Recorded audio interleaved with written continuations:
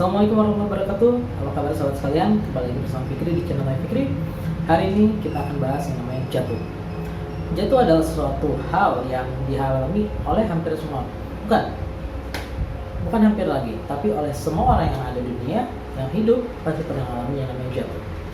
Terlepas apapun episodenya, terlepas bagaimana cara jatuhnya, terlepas setelah jatuh dapat apa, apakah setelah jatuh tertimpa tangga atau setelah jatuh ternyata kena batu dan lain-lain, tapi kondisinya sama. Jatuh adalah kondisi sebuah perubahan di mana Anda ada di posisi yang lebih tinggi lalu jatuh, lalu Anda tiba-tiba berada di posisi yang bawah dalam tempo yang sesingkat-singkat.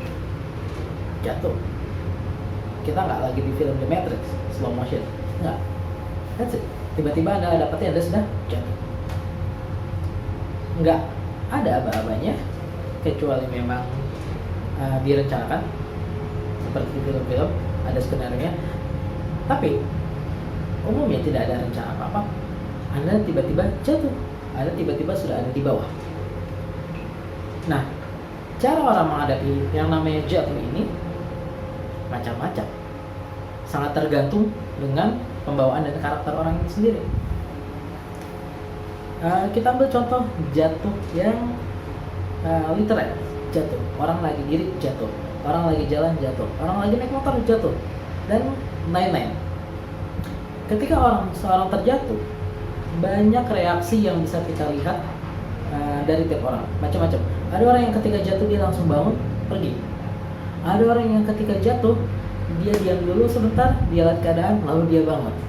Ada orang yang ketika jatuh dia bahkan nggak sempat jatuh, saking cepatnya jatuh langsung bangun lagi, habis itu dia baru lihat kenapa tadi jatuh. Ada yang kayak gitu ya. Dan ada juga yang lebih unik lagi, yaitu orang-orang yang ketika jatuh dia nggak bangun, dia nunggu dibangunin, atau lebih jauh lagi bahkan dia sibuk nangis, jatuh nangis, nunggu ada yang bangunin, atau dia teriak-teriak tolong bangunin saya, tolong bangunin saya.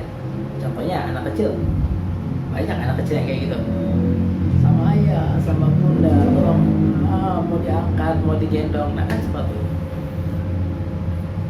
Tapi itu juga masih biasa, karena masih ada yang lebih unik lagi. Ada orang yang ketika jatuh, nih real, kenyataan di lapangan. Ada orang yang ketika jatuh, dia bukan cuma sibuk nangis, bukan cuma nggak mau bangun, bukan cuma minta dibangunin, tapi dia nggak ingat itu semua. Dia nggak ingat ceritanya bangun, dia nggak minta dibangunin sama siapapun. Dia fokus cari siapa atau apa yang bikin dia jatuh. Ada tuh yang kayak gitu. Jadi ketika dia jatuh, dicari kenapa, siapa yang bikin gue jatuh, batu kah yang bikin gue jatuh, ataukah jalanan yang nggak rata kah yang bikin gue jatuh, ataukah tadi gara-gara ada orang yang papasan gue harus minggir, terusnya gue kesandung batu jadilah gue jatuh. Dia bisa berpikir bahwa dunia berkonspirasi untuk menjatuhkan dia. Dan sayangnya ketika dia habiskan energinya untuk seperti itu,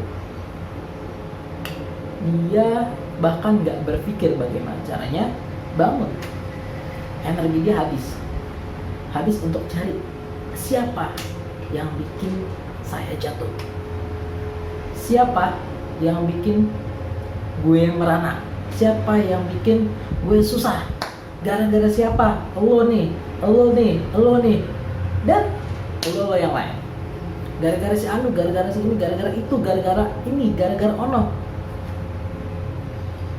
Jadi ketika satu kali dia jatuh, seperti saya katakan, jatuh itu bukan sesuatu yang direncanakan, kecuali tadi di film. Jatuh itu ya tiba-tiba aja dari atas, dari posisi di atas tiba-tiba di bawah. Dan ketika dia saat itu, dia sibuk untuk cari siapa yang salah. Dan sayangnya biasanya orang-orang kayak gini, dia bahkan nggak pernah melihat dirinya yang salah.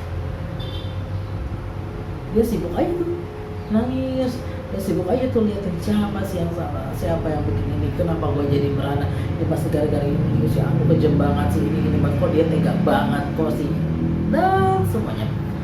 Dan balik lagi, sayangnya karena dia sibuk sekali untuk memperhatikan dan mencari hal-hal yang ada di luar dirinya, dia sampai lupa untuk bangun. Lucu kedengarannya, tapi dalam kehidupan kita temukan banyak orang yang seperti ini.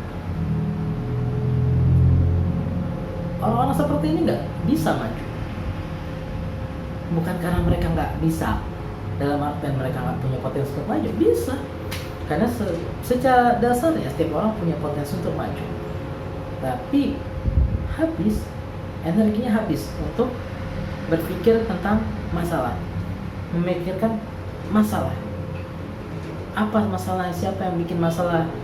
Sayangnya ketika sudah dapat apa masalahnya, siapa yang bikin masalah, dia berhenti sampai itu, atau malah dia lanjut lebih dalam tapi bukan untuk menemukan solusi, bukan memformulasikan solusi dari masalah yang didapat, tapi dia cari apa lagi sih, bahkan bisa lebih jauh. Nih, gara-gara dia gue jatuh. Iya, dari dulu emang dia kayak gitu. Nih, gara-gara batu ini gue jatuh. Dari dulu tuh batu udah banyak banget bikin orang jatuh. Tapi nggak ada solusinya. Dia nggak berpikir untuk bangun, dia nggak berpikir untuk selesaikan masalahnya. Enggak sih. Yang ada semuanya salah. Unik memang, tapi itu salah satu tipe orang yang ini salah satu karakter orang-orang yang harus kita hadapi. Nah, ketika menghadapi kondisi seperti ini, harus gimana? Jelas-jelas hal ini nggak akan memberikan solusi, nggak akan ada cerita bangun, nggak akan ada perbaikan, karena jelas yang salah bukan dia, yang salah semua faktor di luar dirinya. Dan ketika itu terjadi, dia bahkan nggak akan bisa memikirkan sebuah soal, nggak akan ada jalan keluar. Dan orang-orang yang seperti ini, mau nggak mau, jika tidak berubah, tidak berusaha mengubah cara dia menghadapi kegagalan, cara dia menghadapi sebuah kejatuhan, dia akan semakin terpuruk. Karena dengan gaya berpikir seperti ini, dengan mindset seperti ini, bahwa siapa yang salah, hanya sampai siapa yang salah, dia nggak akan pernah bisa menemukan formula solusi. Dia nggak akan bisa maju untuk langkah lebih selanjutnya. Ketika dia jatuh, dia nggak akan bisa bangun. Kalau dia nggak bangun, selamanya dia akan di situ. Masalahnya ketika dia di situ, lalu ada masalah lagi, jatuh lagi, dan dia akan semakin jauh ke bawah. Nah, solusinya gimana? Lalu harus seperti apa? Sebenarnya caranya sederhana. Ketika kita menghadapi kejatuhan, Anda perlu tahu masalahnya apa. Anda perlu tahu juga siapa yang salah. Tapi sudah sampai situ aja. Keperluan Anda untuk tahu masalahnya apa dan siapa yang salah bukan untuk mencari penjahatnya, bukan untuk mencari kambing hitam yang akhirnya Anda buatkan film bahwa dialah yang film tentang kejatuhan Anda. Ini gara-gara dia konspirasi gitu dan lain-lain. Kebutuhan Anda untuk tahu apa masalahnya dan siapa biang masalahnya, kalau memang ada, adalah bukan untuk untuk bikin episode baru, sebuah film panjang dokumenter tentang bagaimana si biang masalah ini berperan dan berkontribusi terhadap kejatuhan Anda,